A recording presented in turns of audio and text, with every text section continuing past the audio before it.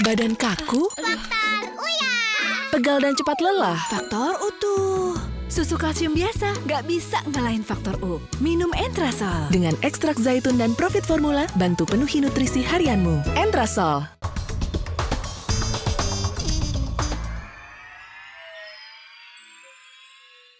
Dipersembahkan oleh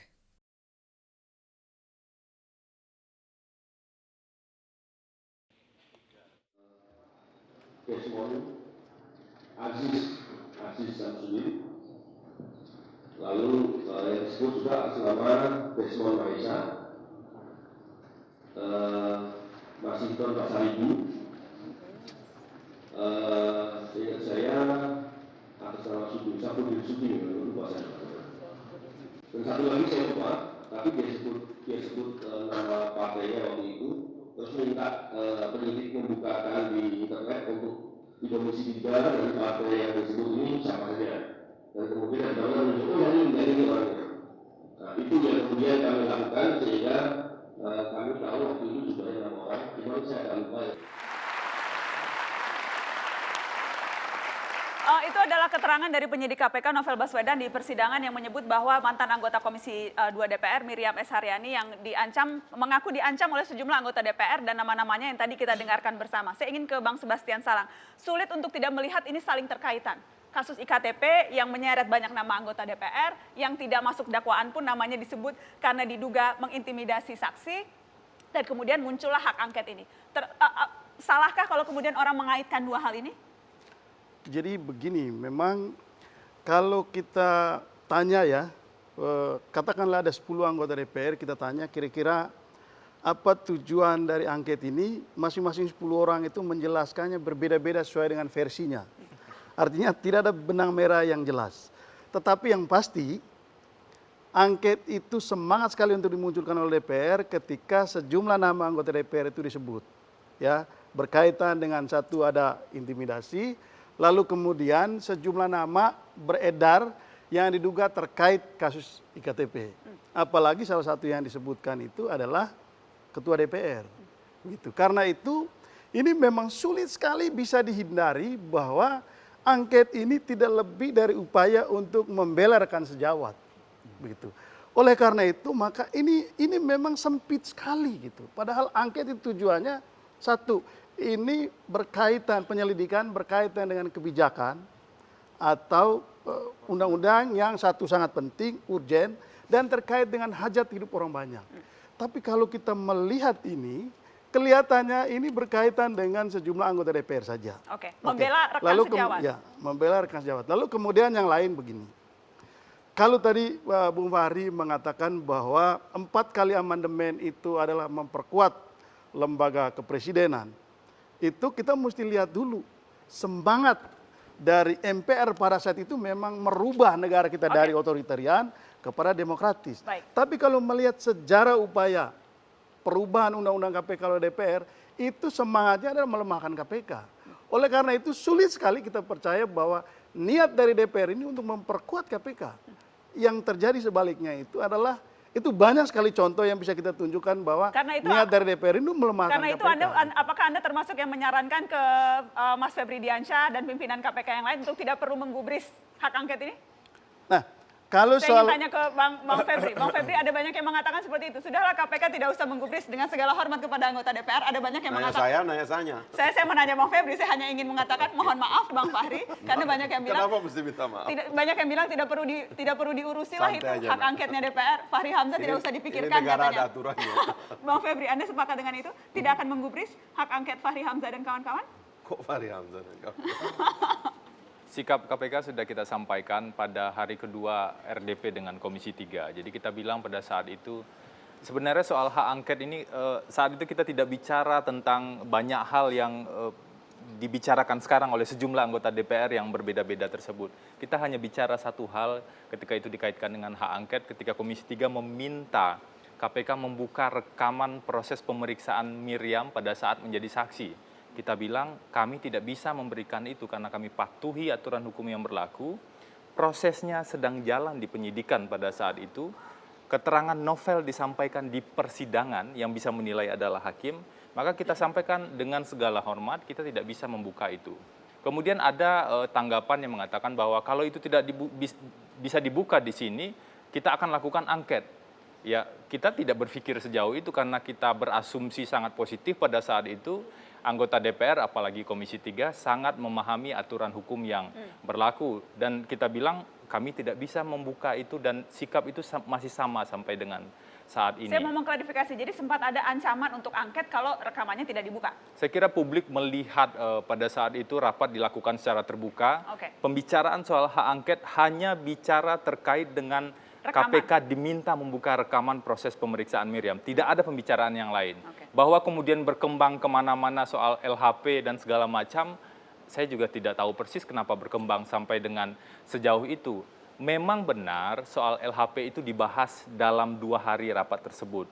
Dibahaslah temuan dari BPK tahun 2015. Temuan itu kurang lebih ada beberapa, misalnya ada perjalanan dinas 44 juta yang tidak didukung oleh administrasi. Kemudian itu kita selesaikan, kita patuh dong dengan temuan dan rekomendasi BPK. Kemudian ada 15 juta yang masih harus diselesaikan. 15 juta rupiah ya Mbak ya, bukan 15 juta dolar. Jadi kemudian ada standar biaya honorarium untuk pengamanan. Jadi ketika kita minta bantuan kepolisian, ada standar biaya honorarium yang dipandang BPK lebih tinggi. Antara 50.000 menurut kita pada saat itu dan menurut BPK aturannya 22.500. Di situ debatnya. Dan kemudian bantuan hukum terhadap Abraham Samad, Bambang Wijoyanto dan Novel Baswedan pada saat itu. Menurut BPK tidak bisa mereka dibebankan anggaran negara, nilainya memang cukup banyak, ada 100 jutaan pada saat itu, karena peristiwa perbuatan itu terjadi sebelum menjadi pimpinan KPK. Kami jawab sederhana saja, kalau pada saat itu Bambang Wijoyanto dan Abraham Samad tidak menjadi pimpinan KPK, maka kita tidak akan bebankan biaya itu, biaya perjalanan dinas tersebut. Dan saya kira kalau dilihat di berbagai institusi, kita perlu hati-hati melihat ini. Pimpinan DPR misalnya, atau pimpinan lembaga negara lain ketika terkena kasus hukum, maka ada anggaran bantuan hukum di sana. Dan ini masih dalam proses tindak lanjut. Apakah ini yang kemudian akan diangkat dalam sebuah hak angket? Rasanya ada beberapa alasan yang kemudian timbul tiba-tiba. Dan yang lebih ekstrim lagi yang kami lihat adalah alasan lain kemudian dikait-kaitkan ketika beberapa tahun yang lalu ada dokumen-dokumen yang bocor. Misalnya pada saat itu ada dokumen draft sprindik Anas Urbaningrum pada saat itu. Dan kita sudah tindak lanjuti di dalam. Justru itu membuktikan bahwa mekanisme pengawasan internal KPK berjalan. Apakah karena kita menjalankan mekanisme internal dengan baik, bahkan pimpinan pernah diberikan sanksi, kemudian itu dipandang sebagai sebuah kekeliruan?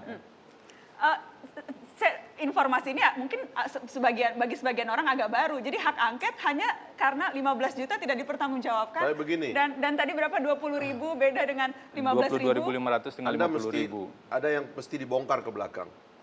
Ini terminologi membela kawan sejawat itu tidak dikenal dalam politik. Ya itu saya kira fatal itu cara melihat persoalannya itu. Di DPR ini ada 560 orang. Konstituensinya berbeda-beda, partainya berbeda-beda. Orang itu bisa saling makan dan saling tikam. Itu biasa dalam politik kasar begitu. Jadi kalau ada terminologi membela kawan sejawat, tidak ada. Orang itu bekerja dengan pikirannya tentang kelanjutannya sebagai partai politik dan juga sebagai anggota partai. Jadi mengasumsikan ini konspirasi satu lembaga yang dipimpin oleh Fahri Hamzah seolah-olah 560 orang itu, lalu kemudian disuruh melakukan ABCD, itu kacau itu cara berpikirnya, itu ngawur itu. Nggak ada yang begitu. Bagaimana Pak Ferry? Dan kalau begini, dan mana contohnya di negara mana ada yang begitu? Nggak ada. Jadi ini gambaran bahwa memang di internal DPR juga berbeda pendapat. Nah makanya karena ada jadi dia pada saat yang bersama ada teman mengatakan mereka beda sendiri pendapat, juga. ya kan? Ya. Jadi pada saat yang bersama mengatakan beda pendapat, tapi pada saat yang sama mengatakan membela kawan sejabat. Itu kan agak keliru. Ada teman anggota DPR sendiri juga yang mengatakan bahwa ini kuat sekali. Ini karena disebutlah sejumlah nama. Itu diungkapkan oleh anggota DPR. Boleh disebut juga di sini Bang Sebastian? Itu Pak Martin Huta Barat jelas mengatakan. Siapa itu nama-nama secara yang disebut? terbuka, Nama-nama gitu. yang disebut?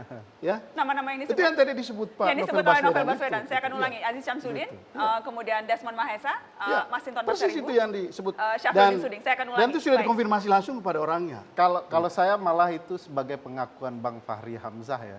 Kalau di parlemen saja orang saling tikam, apalagi terhadap KPK. Jadi ini adalah upaya Nah, itu imajinasi bersama. Anda dari mana? Ya, Itu saya kalau bingung Bang tuh. Fahri bilang kalau di DPR. Dari mana imajinasi itu?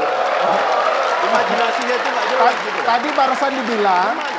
politik di DPR kalau saling tikam itu biasa. Ya, itu karena Nah, rivalnya sekarang itu kan adalah ini anggota kan DPR. hal yang biasa untuk menikam KPK Dalam dengan demokrasi berbagai itu, cara KPK nggak ikut dan pemilu. Anda harus tahu itu KPK ya nggak ikut pemilu. betul. Karena KPK itu dia bukan lembaga pesaing DPR. khusus.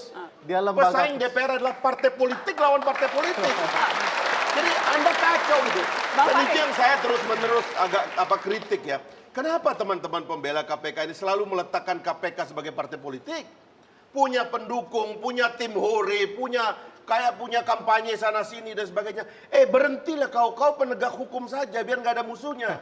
Biar lurus ini semua gitu. Siapa musuhnya? Ada yang mau menanggapi? Saya pertama Bang Fahri minum dulu jangan emosi. Kedua bahwa kita bukan tim hore KPK. Kita juga sering mengkritik KPK, memberi masukan kepada KPK. Yang kita lihat sekarang adalah DPR menyalahi kewenangan, merusak sistem hukum dan ingin kemudian menghancurkan KPK. Dan itu kepentingan kita sama loh. Saya itu Antara digaji DPR dengan kita itu sama. Saya itu digaji oleh rakyat untuk mengkritik KPK. Saya ingin- Konstitusinya begitu. Betul. Bang apa Febri, coba? Bang Febri Kepentingan silakan kita sama ditanggapi. untuk Tadi- memperkuat Tadi KPK. ada kampanye. Begini. Apakah memang menempatkan sebagai musuh institusi lain? Saya tidak tahu persis apakah Pak Fahri Hamzah sudah membaca secara lengkap undang-undang tentang tindak pidana korupsi. Saya nggak tahu persis ya. Minimal di bagian-bagian awal atau bagian halaman 1, halaman 2 lah. Karena ada definisi dari pemberantasan tindak pidana korupsi, itu tidak bisa hanya dilakukan oleh lembaga negara, KPK, polisi, atau jaksa. Tidak bisa hanya dilakukan, ada yang namanya peran serta masyarakat. Itu clear sekali, bahkan ada peraturan pemerintah di sana.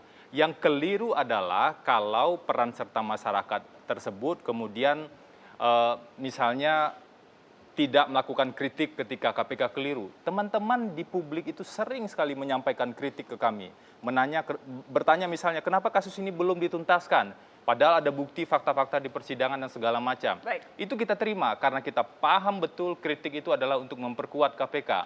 Berbeda ceritanya dengan pernyataan-pernyataan atau upaya-upaya pemilik kekuasaan ketika ingin memangkas kewenangan KPK. Baik. Melalui revisi Undang-Undang KPK misalnya. Penyadapan kemudian harus ada syarat-syarat yang tertentu, padahal penyadapan sudah diatur di pasal 12 Undang-Undang 30 tahun 2002, dan kewenangan-kewenangan penuntutan ingin dipindahkan ke kejaksaan, padahal banyak negara belajar ke KPK untuk efektivitas pemberantasan korupsi.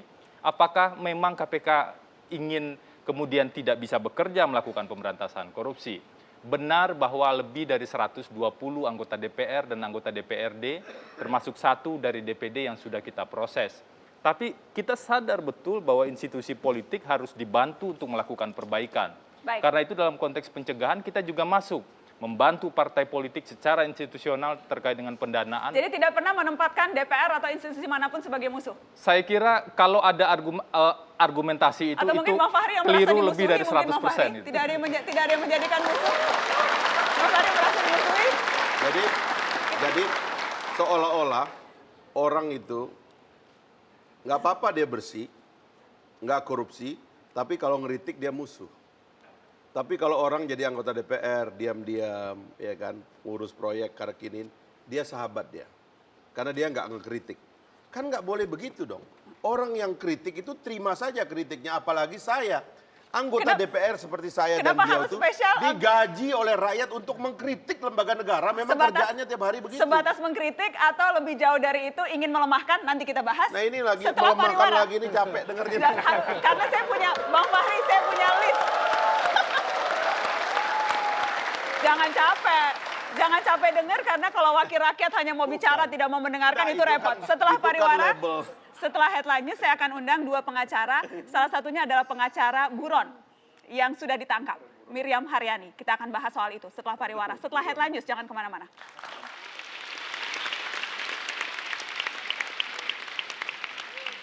Dipersembahkan oleh